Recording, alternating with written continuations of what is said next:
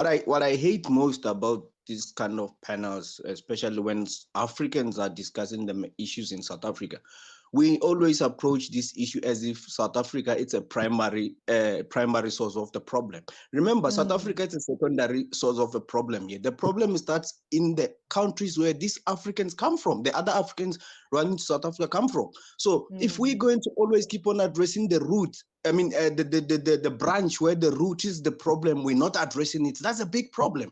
Now, the Zimbabwean brother, they will ask us, South Africa need to intervene and help Zimbabwe. Remember, Zimbabwe is also a sovereign state. There is laws that are governing sovereign states, and these laws are written by the powerful nations like UN, right? South Africa cannot just wake up and turn a wheel in Zimbabwe. The same brother from Nigeria will ask us, can South Africa change Nigeria? The same brother from Congo will ask us, can South Africa do the same? Burundi, Togo, you name them all. South Africa is a one country. We need to take responsibility as a continent, not push everything down South Africa. It's becoming a burden to us. It's becoming a burden to every South African born that we have to carry the burden of Africa. We are blamed left, right, but no one is addressing why South Africans are running to South Africa in millions in the first place, whereas South Africans are not doing the opposite. The issue, South Africa is a secondary problem. The primary problem is African countries and their leaders. That's what we should also look and discuss. Not always South Africa, not always South Africa xenophobia, this and this. Xenophobia is the outcome of the problem, it's not the root. Okay. All right, I have a point to add. Sorry, Miss Hoss, I have a point to add on that. I agree with my brother here. But now, South Africans are carrying the burden on their own. Why can't we carry this burden as normal people? You still remember, like, let's get back into history. Southern Africa. That's why we have this community of SADC. And I personally believe, like, everybody in SADC is willing to work with South Africa. Why? Because, like, South Africa is like the connection, and like just because you are the connection, everybody's rushing to South Africa because, like, the Americans go there, the English people go there. They is the World Trade Center of African unity. That's why everybody's rushing there. That's the root problem. And because we don't have anything in our homes, and we need to go where the cream is. The cream is there because we, the African brothers, are contributing to the South Africans, to the South African economy. That's why everybody's rushing there. But now South Africa has a problem. And this problem, South Africans are saying, oh, we can fix this problem on our own. Why can't you say, okay, you guys are coming here? I would personally say this from a Zimbabwean perspective. No Zimbabwean who works in South Africa legally would allow an illegal Zimbabwean to work in South Africa, because Zimbabweans know the law. And most people who go to South Africa and work illegally, it's because they went there to work illegally. And if I am a Zimbabwean brother working in South Africa illegally, I would also allow somebody to come there illegally. But if I'm working there illegally, I would know the proper channels, and I would try to do the proper channels. So what I'm saying is, I'm advocating for something. Let's do something as normal people, as like from grassroots level. Let's do the proper channels. Okay, we know the laws of South Africa. All right, if you want to come to South Africa, do your work permit. Do whatever you need to do. Do your papers. Do your papers upfront. Do all the stuff you need to do. Then it's simple. We can do this. And then it doesn't mean that because the problem is in South Africa now, it doesn't mean that there are no illegal South Africans in Zimbabwe. It doesn't mean that it doesn't mean there are no illegal foreigners in Zambia, in Nigeria. It's only just because the heat is just starting in South Africa, because it's the hub. It's where everything is happening. But then if you want to go like around, if you want to trace, it's happening everywhere, from Southern Africa to Central Africa to Middle Africa, even up to Ethiopia. The media doesn't doesn't focus on this. Just because South Africa is the hot pot of that's why you guys are in BRICS. Why is it that South Africa is in BRICS? Why is it South Africa, the economy is rated with most of the bigger economies in the world? It's because it's the connection point. Yeah, but my guy, can I respond? Can I just respond to that? Look, at the end of the day, I understand what you're saying, right? I understand the system was set earlier or in South Africa, even infrastructure-wise, through colonial. I understand that. But look, let's look at the model of Namibia and Botswana. They are standing. They still depend on South Africa, but they're not burdening us with certain responsibilities. It's all about the issue here is the government of Zimbabwe has failed Zimbabweans. The government of South Africa is the most powerful government in Africa. We obviously, all of us, we think the government of South Africa should have done its role in making sure that Zimbabwe stand, because if Zimbabwe doesn't stand, just like Mozambique, they're gonna affect South Africa. They gonna, just what's happening. When Zimbabwe was doing well, Zimbabweans were not running to South Africa in millions. We can agree to that. Currently, South Africa has been issuing letters to USA to consider the sanctions in Zimbabwe, the current sanctions in Zimbabwe. Those are not, the sanctions have been going on for the longest time. And South Africa can turn a wheel in Africa, because I don't think there's any African country that can afford to vote against South Africa. So there we've got a privilege to play and stand against USA and say, look, it's done now. It's over with the sanctions in Zimbabwe. Zimbabwe needs to be lifted, because that's going to benefit South Africa as well. And when that's Zimbabwe why I mentioned BRICS. That's why I mentioned BRICS. Why is it South Africa is in BRICS? BRICS is it's a whole different ball game. The BRICS playing a bigger part. The BRICS is more of the communist side. It comes back even in apartheid, where Russia, China, just Cuba is not there, but those countries like Russia, China, and India, they did support South Africa. So their relationship dates back. It has got nothing to do with the Western. Remember, the problem is the Western here. The problem is the Western holding African countries ransom, those that don't agree with them. South Africa has played a careful card. We played our cards carefully since 1994, but we are also under pressure. They are watching us. At the moment, we also went neutral on the issue of Ukraine and Russia. That's going to have an impact on us in the near future, especially if Russia loses everything. So you need to consider both sides. So we need to push fast now by removing the sanctions in Zimbabwe, because that's going to benefit us. Then how are you going to do that if you're burning Zimbabweans? That's my point. What? Let's work together. What are you saying? Like, if you're going to remove some sanctions in Zimbabwe, why burn Zimbabwean people? Like, let's work together. That's the most irrational thing to say. That has got nothing to do. We are talking at the government level here. Why is our government of South Africa banning the government of Zimbabwe? What kind of reasoning is that? You are not reasoning straight. We're talking about government collaborating with the next government. We're not talking about individuals that are doing crime. Why are you reasoning like that's not? If I'm saying Malema, I'm saying okay, let's do it. All right, let's talk. I personally, I'm not South African, but I support the Malema point of view. It's like South Africa is for South Africans.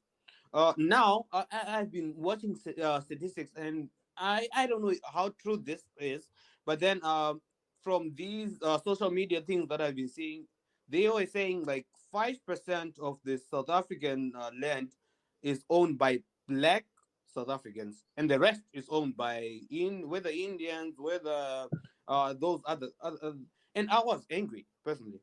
That's why I'm saying, like, look. Can I respond to you? Because that's just fresh. That's like propaganda. The largest portion of land in South Africa, it's owned by South African government, and it was always like that even during apartheid. The second largest owner of land in South Africa, it's our chiefs and kingdoms through the tribal home owners. White South Africans own the largest land in farming land where the production is happening, and they also own large land in where the economic hubs are happening, like closer to the cities.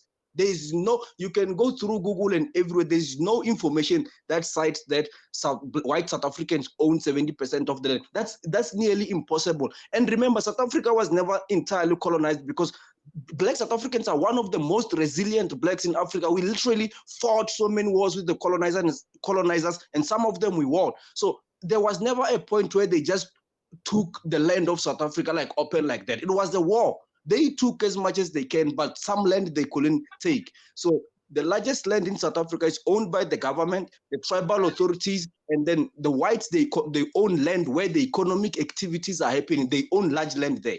Here's the thing. The other thing I need to mention with you, to my African brothers, Johannesburg Stock Exchange is the largest stock exchange in Africa, JSE. Black South Africans control more than 34%, 35% of direct investment there. That's the most wealthiest investment portfolio in Africa. So we need to start doing proper research and not take what is there to make us feel good, because most Africans, they try so hard to belittle South Africans. They desperately want to believe these things. It's not true. It's just not true. Okay, Mr. Nyandoro. Yeah, I think the gentleman must actually do proper research. There is no sanctions in Zimbabwe. Collapse of Zimbabwe is nothing to do with sanctions. You must do proper research and leave the propaganda of ZANU-PF. There is no sanctions in Zimbabwe. The sanctions in Zimbabwe are targeting individuals, which has got nothing to do with Zimbabwe. You must understand that. So don't go about saying they must remove sanctions. There's never been sanctions in Zimbabwe. And for own fact, there's the ZANU-PF is the one which called for sanctions. If you remember, if you know history, it was Edson Zobo who called for sanctions against Ian Smith. So sanctions is not something that just come yesterday. Nyandoro, I think you don't understand. I think you don't understand how the Western works. You need to be careful with what you just said.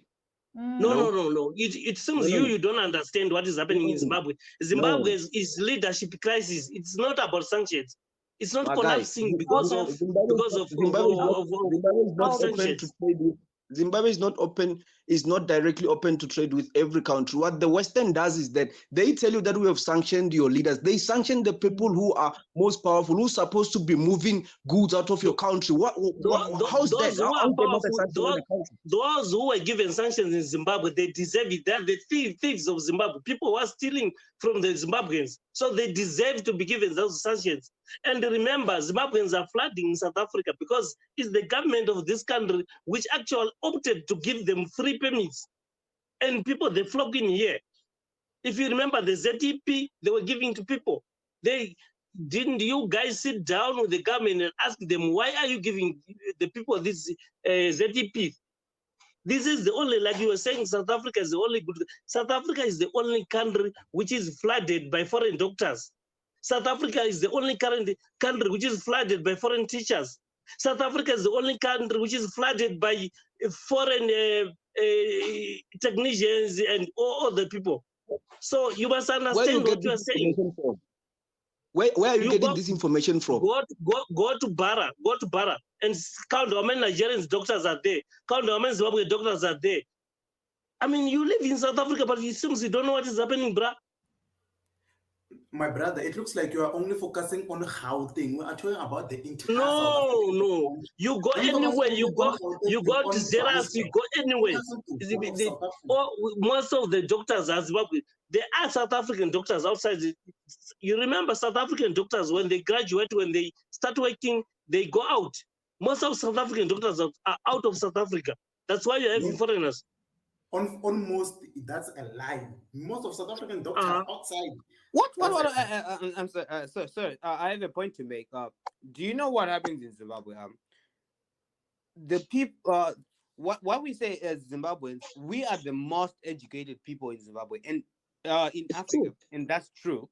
It's true. What happens in Zimbabwe is when everybody graduates from the University of Zimbabwe, we seem to seek for greener pastures.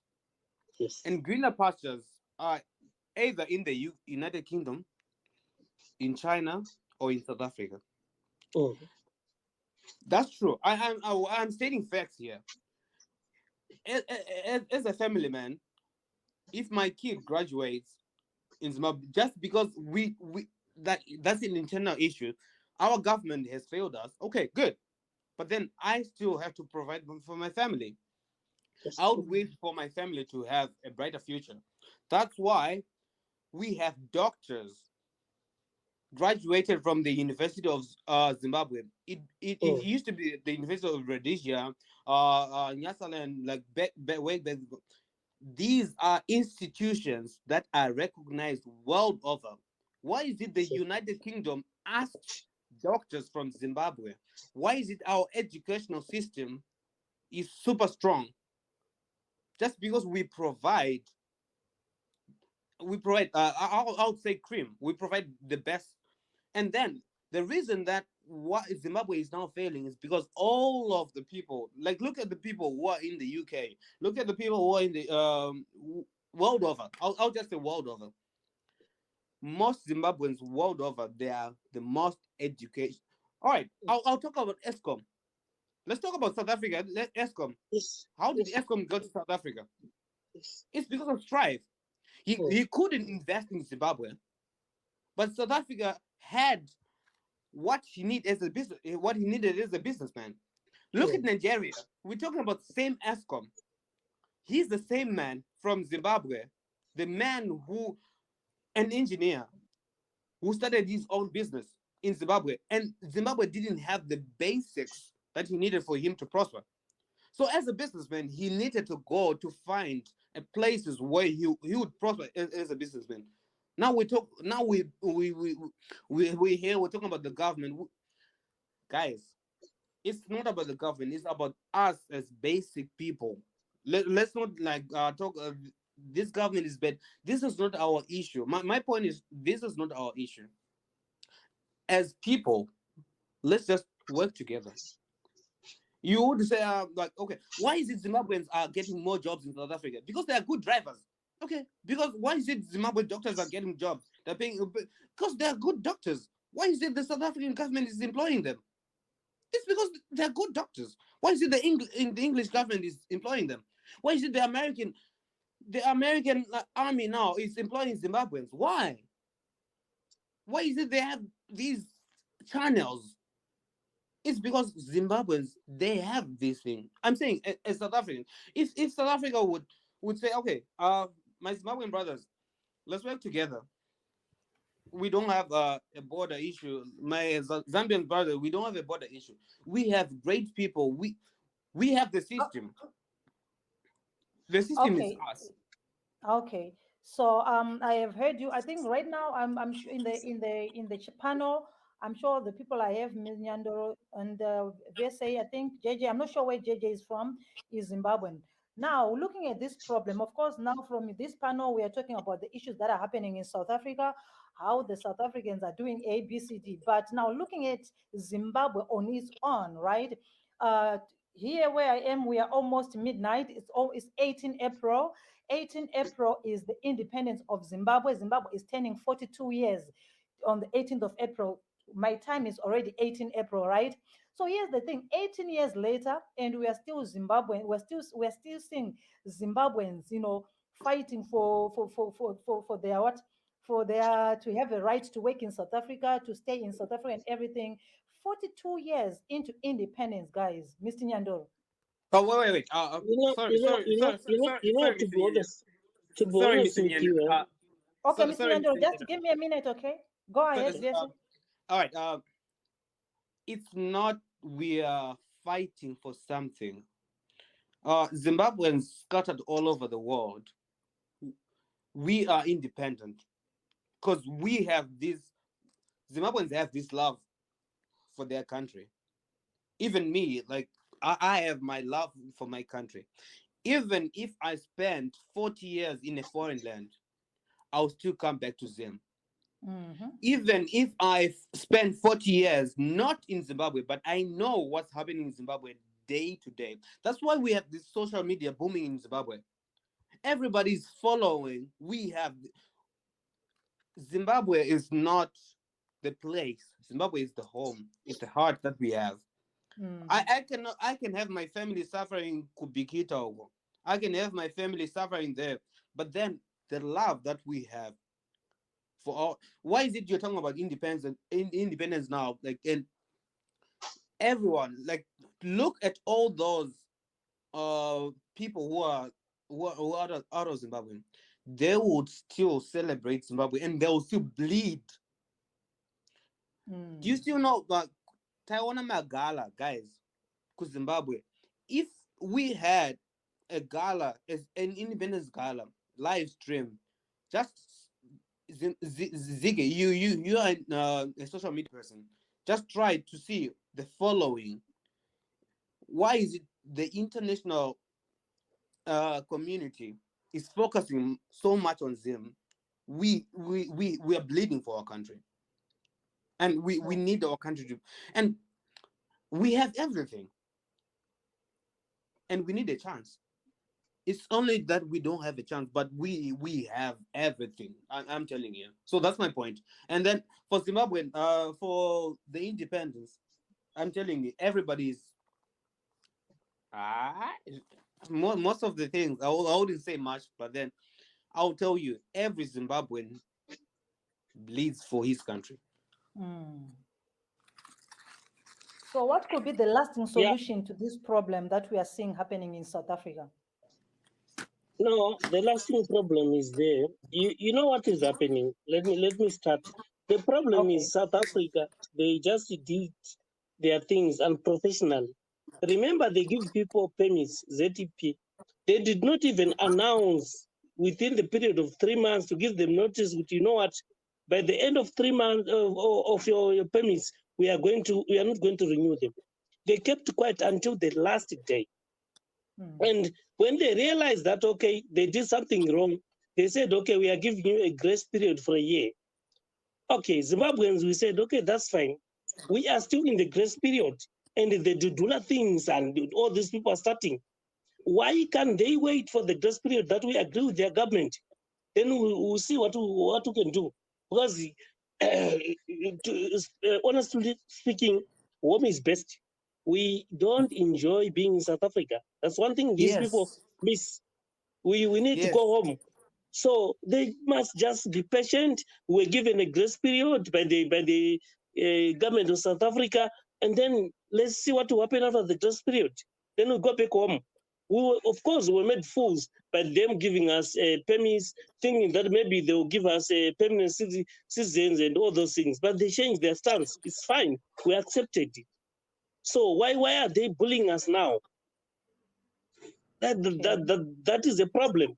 And if you look at it, it's not like all the Zimbabweans who are here, they just sleep in their houses, and then the employers will come to them. They wake up, go and look for jobs, and they do interviews and get the jobs. I can tell you, I am a manager where I am. If I interview a Zimbabwean and I interview a South African, I mean, really, even if I want to take a South African, you know, I've got a CV with me right now. This CV, the person is telling me that you've got 5 subjects. But when I read, you've got English, you've got Sotho, you've got Afrikaans, you've got Tsonga. What is that? Really, can I say this person? You are telling me that you've got 5 languages. I'm talking of subjects. So there are so many reasons why these employers also are not comfortable with them. You give them pay on a Friday. They don't come to work on a Saturday. They'll be drinking until the last cent. Then they'll come to work. Yes. In their own country. Okay, I hear what you're saying, Mr. Nyandoro, and VSA. I also hear what you're saying, that no one wants to live their life outside of their home. Home is always the best, no matter what. So this is my thing to you right now. I'm saying to those, you are here, many people are listening to you. I'm saying, what could be the lasting solution here? Yes, we know that there's a grace period that has been given, and the chances of people being given the permanent residence that people expected after staying in South Africa for more than 10 years, they've been killed. There is no that chance. They say they're going to only give you up to December to think of what to do. So what advice can you give to other Zimbabweans who are in South Africa? Okay. The only way out is go back home, but we also need help from Southern Africa to actually help us in reforms, electoral reforms, so that when there's election, we don't want a disputed election. If ZANU-PF wins, they win. If CC win, they win. We need the help from all these African countries, because to be honest, political field in Zimbabwe is not fair. So we need that help. We need help from them. I mean, they are chasing us because they think we are just here to duck and dive. They don't know we are actually from a frying pan now into the fire. So we need help from them, from both African countries, to actually say Zimbabwe do electoral reforms, and then the people will vote whoever they want. Then we must also all of us go home and vote. Okay, so you're telling Zimbabweans, guys, let's go home and vote. Yes. VSA, what advice do you have to Zimbabweans who are in South Africa, who are living in uncertainty? Okay, looking at what is happening now, and also that their permits are not going to be renewed after December, and many other things. What advice do you have for Zimbabweans? I'm also saying, guys, let's go back home and vote. But then the thing is, as Zimbabweans, we have to stand strong. We have an internal issue, and then it's for us to solve. But then when we're out there, let's keep strong. We have the love for our country. Let's bleed for our country. Okay, so I'm reading some comments here. Some people are saying, you Zimbabweans, you need to start asking for help from South Africans. Do you think that is possible? You live in South Africa. Do you think it's possible that you can ask for help from South Africans? And what kind of We, help? Do you think that is which South Africans are they talking? Which South Africans? Because I cannot just talk from a ordinary South African in the street. what kind of help? What contribution does he give me? I mean, how they are talking? Which South Africans? Because I cannot just talk from a ordinary South African in the street. What contribution does Okay, he I'm give going me? to give I'm going to mute VSA. I'm going to give Kobe the chance, okay? Kobe, go ahead. You are the one who asked the question, I think. Okay, I'm going to mute VSA. I'm going to give Kobe the chance, okay? Kobe, go ahead. Uh, You are the one who asked the question, I think. Okay, I'm going to mute VSA. Okay, Kobe, please, can you switch off one of your gadgets? I think you have got two gadgets that are on. So can you switch off one of the gadgets or just mute it? Because I can hear myself from here. Let me, in the meantime, open Nyandoro, or let me open VSA that are on. So can you switch off one of the gadgets or just mute it? VSA, go ahead. Mute me for a moment. Mute me for a moment. Okay, let me mute you. Kobe, are you ready? yeah. Okay, go ahead. Mute me for a moment. Yes. Okay, let me mute Uh, you. South Africans Kobe, can. are you ready? Yes, I'm ready. South Africans can play Okay, go ahead. South Africans can play a very important role to play. Yes, South Africans can play a very important role to liberate their fellow neighbor Zimbabwe. If you can remember very well, long back ago in 1992 and 1994, Yeah, may you that speak up a little bit? if you can remember well, around 1992-93, that the Mangope government, how the Mangope government on all, if you can remember well, how all the Bantustan governments fall from 1991 up to 1993, including what happened in Mabopane and all that side of Mangope.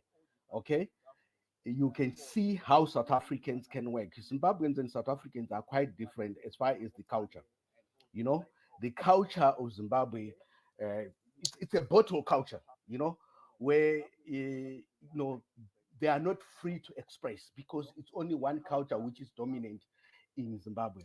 So, yeah, it's a bottle culture. So, one culture dominant in Zimbabwe as compared to South Africa. So South Africa can play a big, vital, important role to help Zimbabweans to liberate themselves, to help to pressurize their own government in South Africa to start also clipping the wings of Zimbabwean government, because what is causing people in Zimbabwe to come to South Africa is the brutality of their government back home, and South Africans are better placed to help the Zimbabweans, to help the Zimbabweans. If you can imagine that most of ministers in Zimbabwe, they get their medical attention in South Africa. And if South Africans can start blocking that, can South Africans also stopping blocking the businesses of all these corrupt ministers in Zimbabwe who are also trading between South Africa and Zimbabwe, having all the free passage across the borders and go back to Zimbabwe and sell products in exorbitant price whilst they are looting their own country and causing their own people to leave that country. There's a lot Zimbabweans can get from South Africans if they can request. Zimbabweans must just raise their hands and say to South Africans, guys, we understand where you are coming from. We came here as visitors, but we have overstayed. Please help us. This is why we are running away from our country. The help will come. Okay, Mr. Because Nyandoro. they've done it. South Africans, they've done it from 1991 up to 93. See how all the Mangope government fought, the Bandestein, Transkei, everything fall around. Yes. Yeah, the problem is there's this hypocrisy with South Africans. If you can look at it from day one, Zimbabweans are crossing from Limpopo. Who is assisting them to cross? And when they cross, they come this side of South Africa. The South African soldiers, the South African police, but they are passing. And they even get into taxis to either Joburg, Cape Town, wherever. There is roadblocks. The police are assisting them. So these foreigners, they are getting assistance. Illegal people are getting assistance from South Africans. But a few who are not benefiting are the ones who are voicing. But a lot of those who are voicing, who are benefiting, like police, the government, and soldiers, they won't even say anything because they are actually benefiting out of it. And right now, if you look at it, South Africans are crying for Zimbabweans that they are taking their jobs. Okay, which is fine, they are taking their jobs. But then, which job were you fired? That, okay, we are firing you now today because you are employing a Zimbabwean. Did they actually come and remove you from where you were working? South Africans will never prosper because remember, they are violent people. Every time when there's a problem which needs to be addressed, they demonstrate, burn tires, demolish. You see what they did during that time of Zuma. How many people lost jobs? They actually destroyed a lot of things because of Zuma. So all the things that they work to actually repair. Every year, South Africans are destroying robots, are destroying roads, they are digging. They are violent people. And the media is actually the one which is making this thing worse. Because I remember some few months ago, there was a South African man who was found with the body of a woman in the fridge. It never circulated that if a Zimbabwean does such a thing. So you find they're getting the help of media to cover them on saying opposite things, not focusing on the reality. Okay, Mr. Nyandoro, I'm going to come back to you. Oh, okay, I've lost you here. I've lost you, Julian. Julian, you can come in again. Then I'm going to aid you. Okay, I wanted to ask Mr. Nyandoro some questions, so please you can join again. Okay, as soon as you come in, I'm going to aid you to talk. Okay, now, Missy, can I just add on what Mr. Nyandoro was saying? Okay. As I stated, my first point was who is employing these Zimbabweans? Which companies are running these transport systems, these hospitals? This is an internal issue.